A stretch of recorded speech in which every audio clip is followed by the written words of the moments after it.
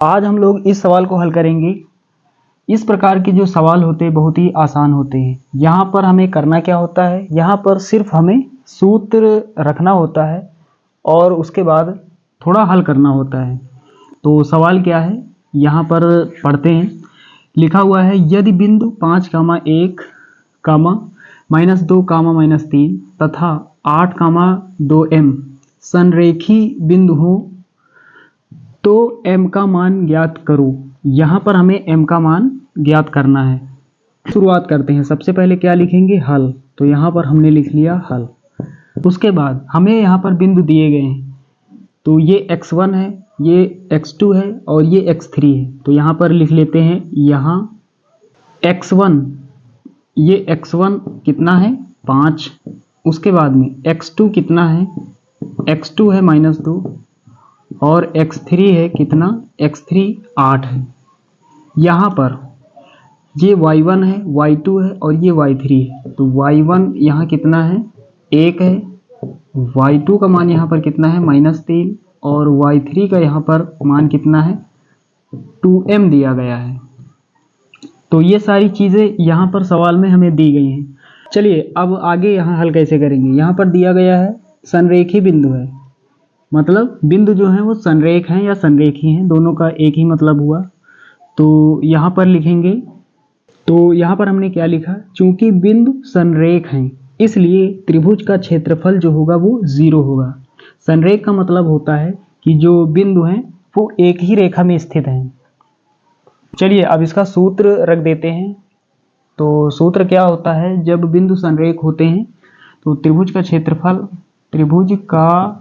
क्षेत्रफल बराबर सबसे पहले 1/2। त्रिभुज का क्षेत्रफल बराबर 1/2।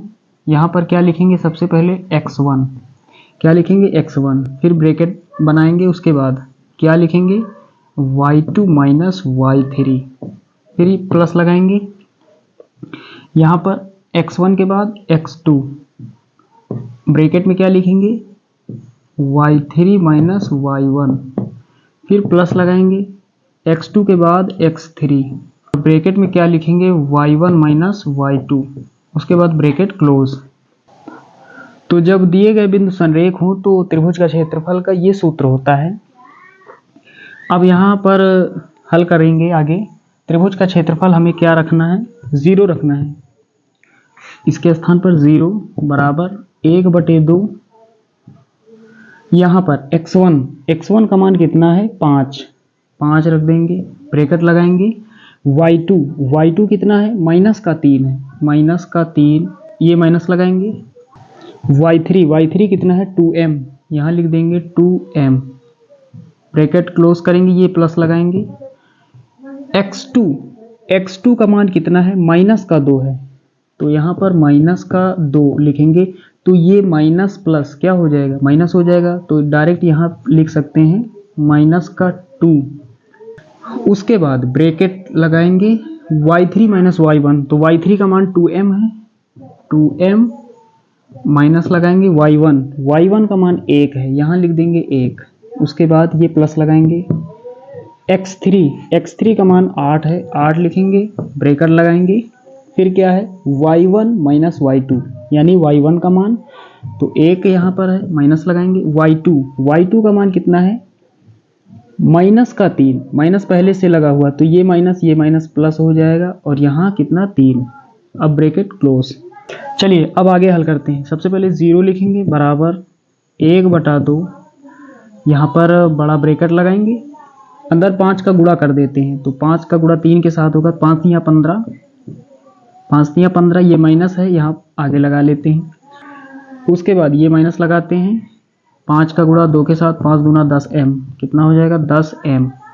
आगे हल करेंगे, माइनस लगाएंगे, 2 का गुणा 2m के साथ, 2 दूना 4, 4m हो जाएगा। उसके बाद 2 का गुणा 1 के साथ होगा, दोनों के आगे माइनस है, तो जब ब्रैकेट खुलेगा तो ये माइनस प्लस हो जाएगा और 2 1 के 2। उसके बाद यहाँ पर प्लस लगाएंगे, 8 का गुणा एक बार, 8 1 के 8, और उसके बाद प्लस लगाएंगे, 8 3 24, ब्रैकेट क्लोज कर देंगे। यहाँ पर ऐसे भी कर सकते हैं, 3 + 1 4 हो जाएगा और 8 का जब गुणा हम 4 से करेंगे 8 चौक 32 हो जाएगा और यहाँ पर भी 24 + 8 32 ही होगा। अब चलिए आगे हल करते हैं। तो पहले 0 लिखेंगे बराबर, यहाँ पर 1/2 पहले लिखेंगे और ब्रैकेट लगाएंगे। यहाँ पर देख पा रहे हैं 24 प्लस का है, प्लस का 8 है, प्लस का 2 है, तो इन सबको जोड़ लेंगे। तो यहाँ पर कितना होगा, 8 2 10 और 10 और 24 कितना हो जाएगा, 34 हो जाएगा। तो यहाँ 34 पहले लिख लेंगे। उसके बाद ये माइनस का 15, उसके बाद माइनस का 10m, माइनस का 4m। एक जैसी संख्याओं को हम जोड़ देते हैं जब चिन्ह एक समान हो। तो यहाँ पर दोनों के आगे माइनस है तो माइनस ही रहेगा आगे। संख्याओं को जोड़ देंगे, 10 4 14m, कितना हो जाएगा 14m। चलिए आगे और हल करते हैं। तो पहले 0 लिखेंगे बराबर 1/2, यहाँ पर 34 में घटाएंगे कितना 15, तो कितना बचेगा यहाँ पर 19 बचेगा। उसके बाद माइनस का 14m, अब क्या करेंगे, यहाँ पर 2 इधर भाग कर रहा है, इधर गुणा करेगा, इधर क्या करेगा 2 गुणा करेगा, तो इधर 0 के साथ गुणा करेगा तो ये 0 हो जाएगा। तो यहाँ पर क्या बचेगा, इधर 0 रहेगा और ये कितना हो जाएगा 19 - 14m। ब्रैकेट को हमने यहाँ पर ओपन कर दिया है। चलिए अब यहाँ हल करते हैं। तो माइनस का 14m बराबर के उस तरफ माइनस का है, इधर आएगा तो प्लस का 14m हो जाएगा और बराबर लगाएंगे, कितना उधर बचा 19।